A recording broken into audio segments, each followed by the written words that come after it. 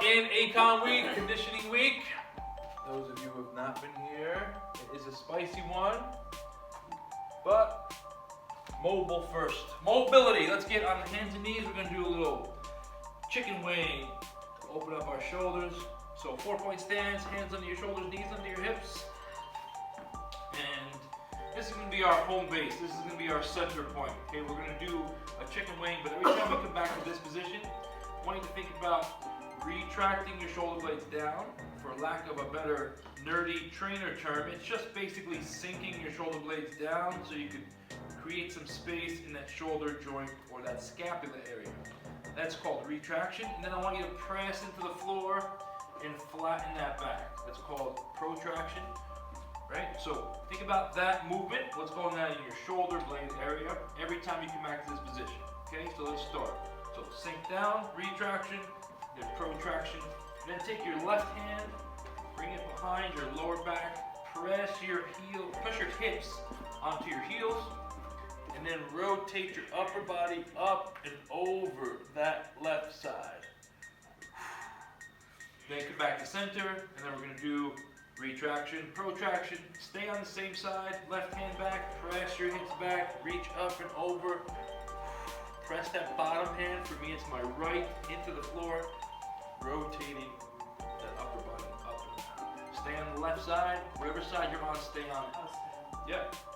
So keep going on that tension? Yep. Ow. You guys get the cobwebs out of your ears this morning or what? Yeah. So sink down, retraction, protraction, left hand back, sit back, and then reach up and around. That's 3. We're gonna do 10 each side. Really try to push the boundaries a little bit with that rotation. It's going to help open up your upper back.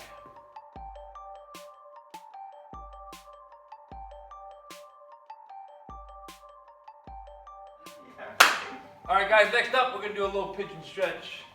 So however you need to get into that pigeon stretch, for me, I'll stand up, hinge over at the waist, get that lower back, hamstring area all loosened up, and then I'll walk myself out to a high plank position, sit here for a couple seconds, and then I'll press into a down dog or pike, and then I'll lift whatever side first. Right leg up for me, reach it up and around over that left side, really anchor that right hand into the floor as you rotate your hips toward the right. Get that whole right side body loosened up, and then pull that knee in. Let it out, take a deep breath, and try to work that ankle up. So it's ankle and knee are parallel with your shoulders. So they should be square. Not should be, I shouldn't use that word should. It's going to be more of a stretch for you maybe if that shin bone is parallel with your shoulders.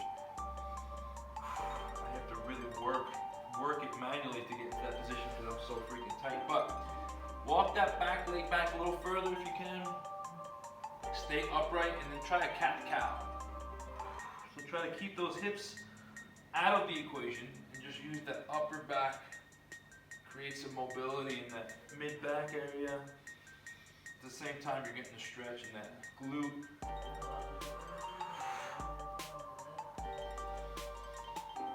Play around with some ranges and some angles. Our bodies aren't linear. We work in multiple different dimensions and ranges of motion. So try to find where you need that stretch most, and then just settle in for a couple seconds.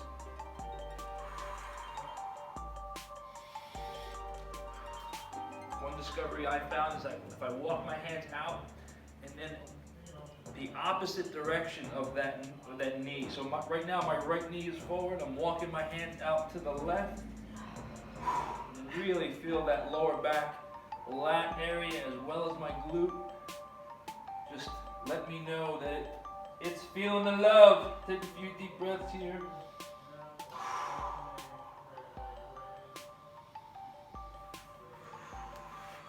Then you can move on.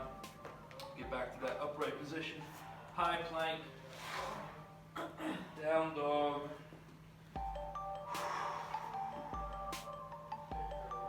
recenter, and then bring that left leg up and around, anchor that left hand into the ground, press. Open up that left side body. Feels great. I'm gonna bring that knee in. Drop the hip. And then move that ankle if you can to be more parallel with your shoulder. Inch that back leg a little bit further back.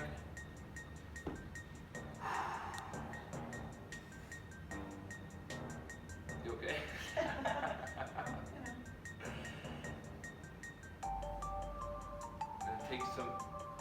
Take some cat-cows in this position while the hips are taken out of the equation.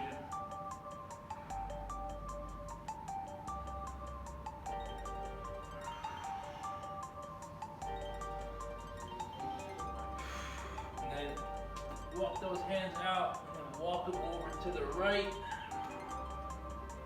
If your left leg is in front.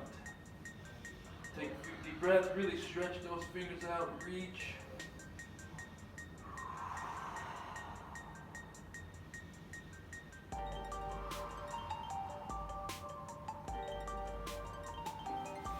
Deep breaths here.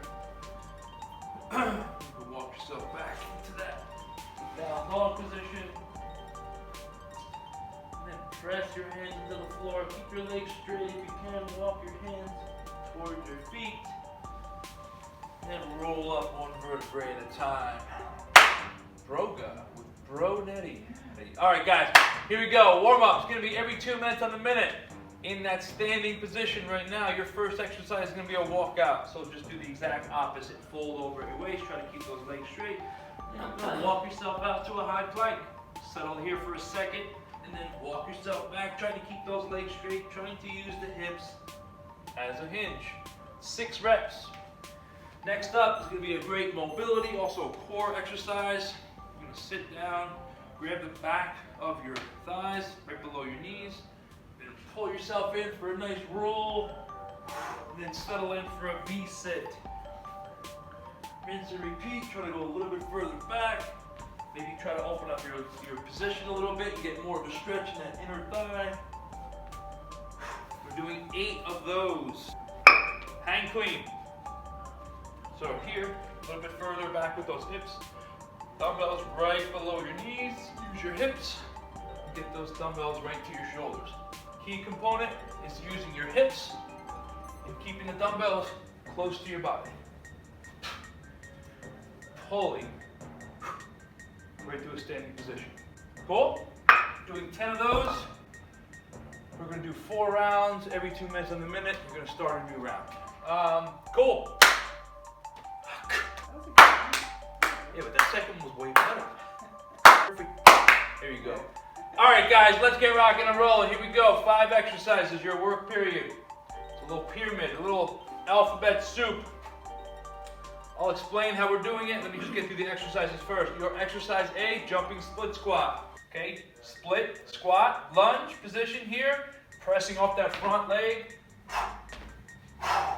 Think about extending and then landing nice and controlled into that next position. Okay, 8 each side. Your exercise B, butterfly sit-up. Feet together, knees out. 2 different ways. We did a little study last month in here. Using a ball versus not using a ball. What do you think is going to be more difficult?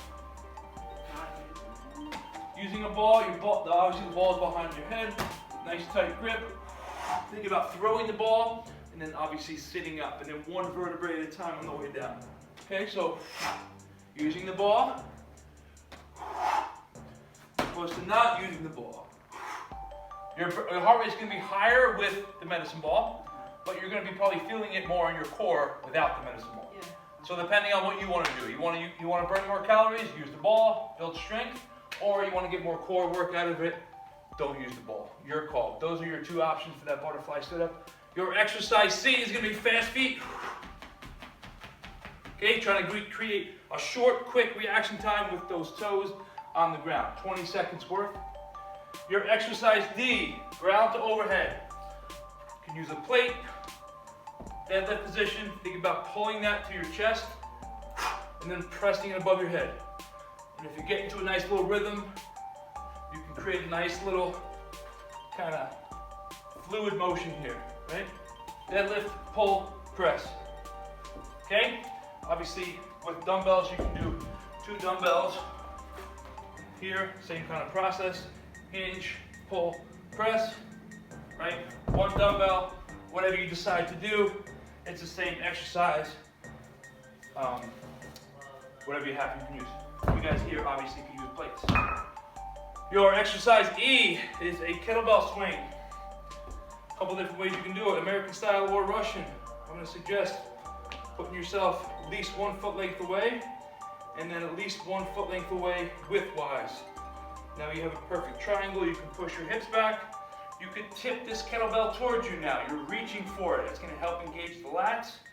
Pull it in towards your zipper, and then proceed to do your swings. Park, done. Okay? That's a Russian swing, obviously.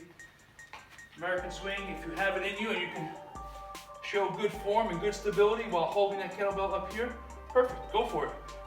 It's a hip hinge, pulling, and pressing. That kettlebell should stay close to your body.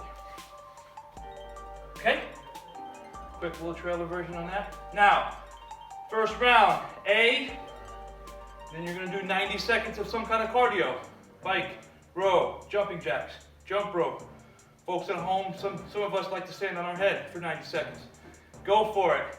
And then next set will be A plus B, and then 90 seconds of work. Next set, A plus B plus C. So you're actually stacking up. So your heart rate's gonna go low, and all the way up, right? It's gonna climb. Your last set, A plus B plus C plus D plus E, plus your 90 seconds of work. That may be a 3 or 4 minute round. So your heart rate's gonna be here. Once you get to the whole thing, A, all through E, a couple different options you can do. You can stay up here and do E, D, C, B, and then the next set you can do E, D, C, B, and start dropping the A, and go up, and then start dropping, so your heart rate comes down, but it stays there. If that makes any kind of sense. Or you can climb all the way up, and then start back at E. So you're doing E by itself, and then E plus D by itself, and then E plus B plus C by itself. Does that make sense? Yes. Are you sure? Yeah. So the 2 different ways you can keep your heart rate. The whole goal of this work period is to keep your heart rate elevated for 27, I'm gonna say 27, I like that number better than 30. 27 minutes. So your choice how you do the finisher, but that's how the work period is going down. Let's go.